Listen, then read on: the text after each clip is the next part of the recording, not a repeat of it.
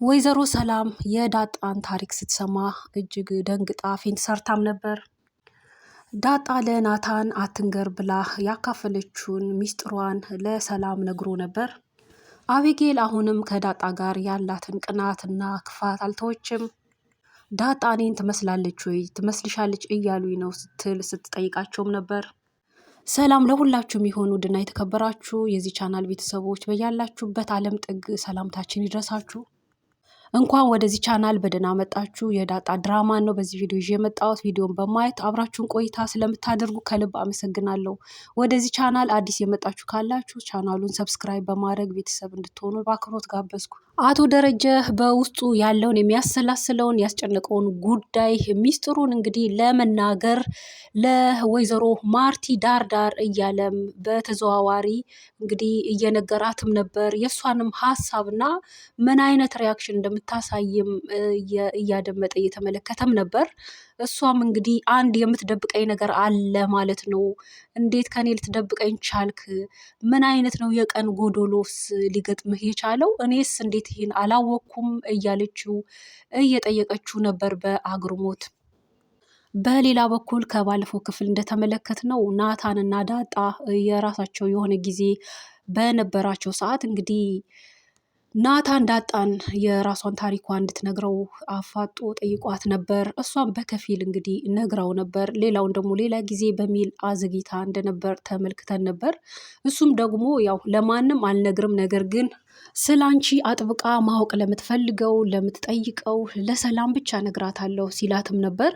እሷም ደግሞ በጭራሽ እንዳትነግር እኔ ነው የምነግራት ስትለውም ነበር። እሱ ግን ያው አሻፈረኝ ሲል በአጋጣሚ እንግዲህ ነገር ያነሰዋል። አብረው በተቀመጡ ሰዓት እሱም የሰማውን የዳጣን ሚስጥር የት እንደተወለደች ያለውን ነገር ለሰላም ነግሯት ነበር። ሰላምም እጅግ ያልጠበቀችው ነገር ስለነበር እንግዲህ ይህንን ነገር ከናታን ስትሰማ እጅግ በጣም በመደናገጥ በመገረምም አይነት ውስጥ ሆና ያው ናታንም እንዳያውቅባት እያደረገችም እንደምንም ደግሞ እሱም ደግሞ ያው ሁኔታዋን እያየ በዚህ ልክ ስለሷ ለማወቅ ለምን እንደጓጓች ለምንስ እንደዚህ ቆጣ ቆጣ እንደምትል እየተገረመም እየተመለከታት እንዲሁም ደግሞ ያው አልቀረም መናገሩ እሷም ጠብቃ እንግዲህ እንዲነግራት ሆኗል ማለት ነው።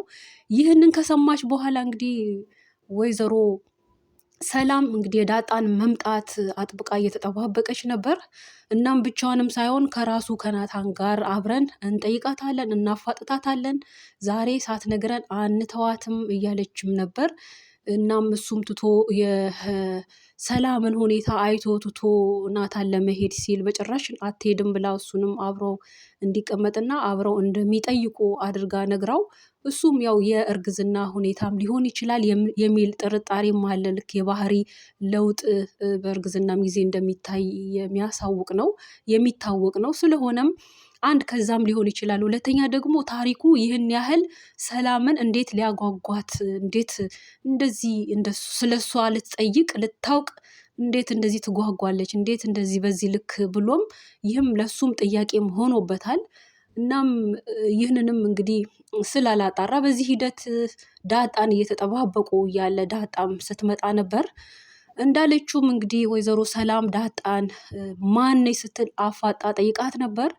ማነሽ አንቺ እያለች ስትጠይቃትም ነበር። እንግዲህ ዳጣ ያልጠበቀችው ነገር ነበር። እናም በመጀመሪያም ያው ገና ስትገባም ስታያት የሰላም ፊቷ ሁሉ ተለዋውጦ ነበር። እንደዚህ ስትሆን አይታት አታውቅም። እንግዲህ ዳጣና ሰላም ሲተያዩ በፍቅር በስስት አይነት አይን ነው እንግዲህ የሚተያዩት። ሁለቱም አንዳቸው ለአንዳቸው የተለየ ፍቅር አላቸው። ልክ ቀድሞ እንደሚተዋወቁ አይነት በጣም ተከባብረው እና ምንም ቁጣ በሌለው በስስት በፍቅር አይነት ነው።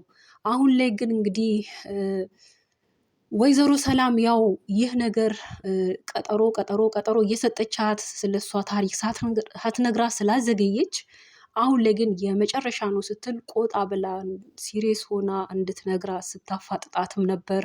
ዳጣም ያልጠበቀችው ነገር ስለነበር እንግዲህ ስትመለከታት ሁኔታዋን ስታያ ምን ሆነሽ ነው ፊትሽ ያስፈራልም እያለቻትም ነበር። በዚህ ልክ አይታ ጠብቃትም ስለማታውቅ ማለት ነው።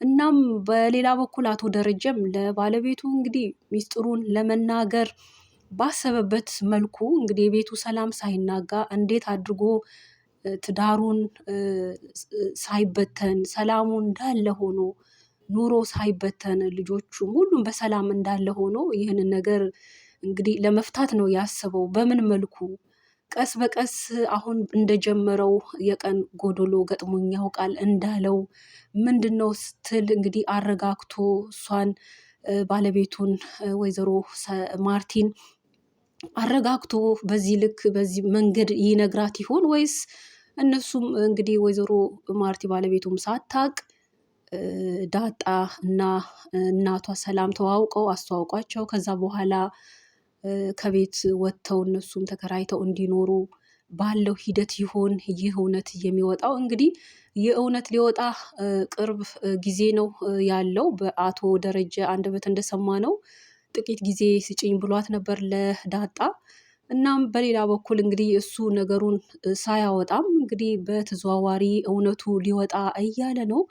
እንግዲህ በአጠቃላይ ይህ እውነት እጅግ በጣም አስደናቂ እውነት ነው ለእናትና ለልጅ ለአባትም እንግዲህ እስከዛሬ ምነው ባወኩሽ እስከዛሬ ያላወኩበትን ጊዜ ብሎ የተቆጨ አይነት ነው። እንግዲህ ዳጣን ካወቀበት ጊዜ ወዲህ ያለው የአባትነት ፍቅር እሷም ያላት ስርዓት እንዳስተዳደጓ እንዳሳለፈችው ጊዜ ሳይሆን በደንብ ነገር አብስሏት ኑሮ አብስሏት ያሳደጋት አይነት ልክ ተቀታ በቤተሰብ አብራ ያደገች አይነት ነው። እንግዲህ በተቃራኒው ግን አቤጌል አሁንም ያው ቅናቷን እና ክፋቷን አልተወችም። ያ እሷን የሚከታተለው ልጅም እንግዲህ እህቴ ያለችሽ ዳጣ እህትሽን እሷን ትመስያለሽ እውነትም እህት ነሽ ወይ እያለም ሲጠይቃት ነበር። እህቴ አለችህ ወይ እያለችም ስትጠይቀው ነበር። እሱም እንዳለችውና አዎ ደግሞም ትመሳሰላላችሁ መልካችሁ አንድ ነው እኮ እያለ ሲላት ነው ነበር። እንግዲህ አቤጌል ከዳጣ ጋር መመሳሰልንም አትፈልግም ሲጀመር ካላት ክፋት የተነሳ ሲቀጥል ደግሞ ፍቅር ቢኖራት ቢያንስ ትመሳሰላላችሁ ሲባል ደስ ነው ሊላት የሚገባው። እሷ ለእሷ ፍቅር ስለሌላት ጥላቻ ስላላት ሲቀጥል ደግሞ እንዴት ልትመስልም ቻለች የሚለው ውስጧ ጥያቄ አለ። ከዚህ ቀደም እንደተመለከትነው አቶ ደረጀና ዳጣ በክፍል ውስጥ ሆነው ሲነጋገሩ ሚስጥሩን ሰምታለች። የዛን ጊዜም አባዬ አባዬ እያለች እየጠየቀች በዲኤንኤ ምርመራው ወቅት ማለት ነው። እና ጆሮዋ ሰምቷል ይህንን እውነት። እናም የምትጠረጥረው ነገር አለ አቤጌል። እናም ይህንን ሁሌም በውስጧ ስላለ እንግዲህ በተዘዋዋሪ ለእናቷም እየነገረች ነገሩ እንዲወጣም ብዙ እየጣረች ነው። እና አልፎ በእሷ በኩል ይወጣ ይሆን ወይስ አቶ ደረጀ እንዳለው ነገሮች ሳይበላሹ የሚስጥር እንግዲህ ይፋ ሆኖ ቤቱ ትዳሩ ሳይበላሽ እንዳለው በጥበብ ባሰበበት መንገድ እውነቱን ይገልጥ ይሆን የሚለውን በጉጉት ሁላችን የምንጠብቀው ነው የሚሆነው። ነገር ግን በጣም ያሳዝናል። እንግዲህ እዚህ ፓርት ላይ ስንመለከተው አቶ ደረጀ ለባለቤቱ ሲነግራት ያው የቀን ጎዶሎ ብሎ ነው ያለው። ይህ የተፈጠረበት ሁኔታ ያው እሱ ሰክሮ በመጣ ጊዜ ነው አስቦ ሆነ ብሎ ፈልጎ የሆነ ነገር አልነበረም። ከዛም የተነሳ እንግዲህ ይቺ የተጸነሰችው በዛ አጋጣሚ የተጸነሰችው ዳጣም የቤቱ ሰላም መፍረስ ምክንያት እንዳትሆን ተብሎ የአቶ ደረጀ ወንድም አውጥቶ እንደ ጣላት ነው ከታሪኩ እንደተረዳ ነው። ከዛም በኋላ እንግዲህ ከብዙ አመታት በኋላ እሷም በዛ ሂደት አልፋ ያን ሁሉ አልፋ በኋላም ለመገናኘት ምክንያት ሆኗል፣ ተገናኝተዋል። በቀጣይም እንግዲህ የዳጣ ጥያቄ እናቷን የማወቅ ነው። እጅግ የሚያጓጓት የምትጠብቀው በጉጉት ተስፋ የምታደርገው እሱን ነው። እናም እንዳለችውም አውቃት እናቷን ያለውን ደስታዋን እንግዲህ ለማየት እኛም በጉጉት ነው የምንጠብቀው። ምክንያቱም በጣም የሚገርም እጅግ ልብ አንጠልጣይ ፓርት ነው። ያ ፓርት እንዴት ይሆን ያ ቀን እንዳለችው እጅግ በጣም ልዩ ቀን ነው ለነሱ። በአጠቃላይ እንግዲህ እጅግ ልብ አንጠልጣይ ቤተሰባዊ ድራማ ነው። ብዙ ተምረንበታል። ብዙ የአዝናኝም የሆነ ድራማ ነው። በማዝናናትም ቁም ነገር በማስጨበጥም እንግዲህ በጣም ተወዳጅ እየሆነ የመጣ ድራማ ነው። እንግዲህ ከጅምሩ እስካሁን እየተከታተላችሁ ያላችሁ ይህን ድራማ እንግዲህ በጉጉት ይህን እንደምትጠብቁ ነው። በአጠቃላይ እኛም በዚህ ቪዲዮ ያዘጋጀነው ይህንን ይመስላል። ቀጣዩንም ክፍል ደግሞ በቀጣይ የምናጋራችሁ ይሆናል። ለዚህ ቻናል አዲስ ከሆናችሁ ሰብስክራይብ ማድረግ እንዳትረሱ፣ ቪዲዮን ላይክ አድርጋችሁ ማድረግ እንዳትረሱ ስል በትህትና ጠይቃለሁ። ስለምታበረታቱን ከልብ አመሰግናለሁ። የእናንተን ሀሳብ አስተያየት በኮሜንት ማስቀመጥ ይቻላል። በያላችሁበት ቸር ቆዩን። በሌላ እስከምንገናኝ ደህና ሁኑ።